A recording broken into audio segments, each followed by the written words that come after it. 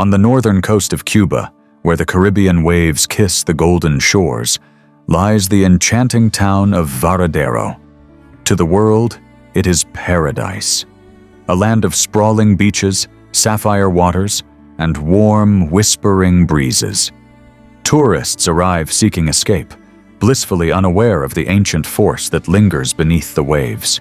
But the locals know better. For centuries, they have whispered of a guardian, a spirit of the sea, neither wholly divine nor human. Some call her the sea goddess. Others refuse to speak her name at all. They say she watches over the ocean, blessing those who respect its depths and punishing those who take too much on rare nights when the sun melts into the horizon and the tide hums a mournful tune. A figure can be seen gliding through the mist, an omen, a warning, or perhaps a plea. This is not just a legend. It is a truth waiting to be heard. The girl who sang to the sea. Long before Spanish galleons sliced through the Caribbean, the Taino people lived in harmony with the land and water. Among them was a girl named Alana, whose voice carried the breath of the ocean itself. As a child, Alana would sit by the shore, singing melodies that made the waves dance at her feet. She spoke to the sea, and in its own way, the sea answered. When the waters were restless, she calmed them. When storms threatened, she sang them away. The elders feared her gift, calling it both a blessing and a curse.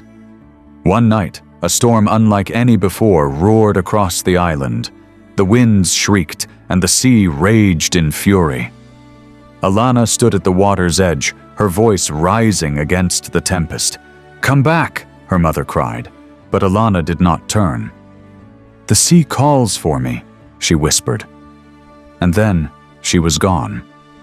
In the years that followed, fishermen spoke of a woman in the mist, guiding lost boats to safety. Offerings of shells and flowers began appearing on the shore. The Taino called her the sea goddess.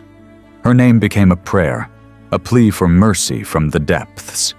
But prayers, in time, become echoes. The scientist and the skeptic centuries later, Elena Garcia returned to Varadero, though she did not believe in myths.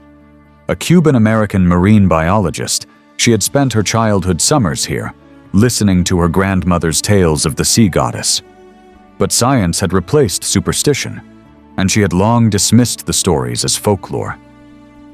Now, however, she had a different kind of belief, a fierce, unshakable devotion to the ocean. The coral reefs were dying, suffocating under pollution and rising temperatures. She had come back not for legends, but for answers. Her assistant, Mateo, was a Varadero native who still clung to the old ways. "You know," he murmured as they prepared for a dive, "the sea goddess doesn't take kindly to trespassers." Elena smirked. "Then it's a good thing we're here to help, not trespass." Mateo didn't laugh. "It's not her you need to convince, it's the sea." A warning from the deep. That evening, the waters shimmered under the last light of day as Elena and Mateo descended into the coral gardens. The ocean, usually a silent sanctuary, felt different, charged with an energy that prickled against their skin. Then, out of the abyss, a shadow passed. Elena looked up and saw her, a figure, drifting effortlessly through the water, her hair swaying like seaweed, her eyes dark as the trenches. For a breathless moment, the world stood still. The goddess stared at her, not with anger, but with sorrow. And then she was gone. Elena surfaced, her heart hammering. Mateo was waiting on the boat, his face pale. "You saw her, didn't you?" Elena nodded, unable to find words. That night, sleep did not come. Every time she closed her eyes, the goddess's gaze burned in her mind. But it was not fear that gripped her. It was urgency, a sense that something terrible was coming. The elders of the village confirmed her fears. "The sea goddess does not appear without reason," Abuela Rosa warned. "She is a guardian. If she has shown herself to you, it means the ocean is crying out for help." "But what can I do?" Elena asked. "I'm just a scientist." "You are more than that," the old woman said gently. "You are someone who listens." The rising storm. Determined, Elena threw herself into her research.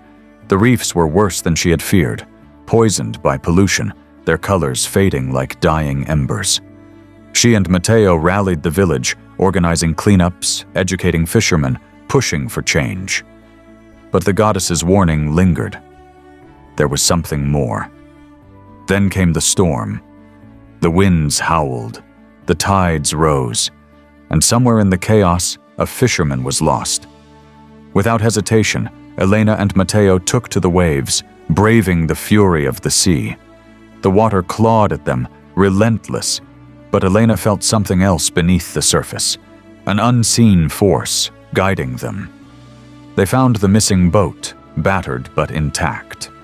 As they pulled the crew to safety, the ocean grew eerily still, and from the depths, she rose. The final plea. The goddess hovered before Elena, her presence undeniable. The sea glowed around her as if waiting. "Elena," Matteo whispered. "She's waiting for you." Elena stepped forward, the salt on her skin blending with her tears. The goddess lifted a hand, and for the first time, her voice carried over the wind. "Protect this world," she sang, "for it is all we have."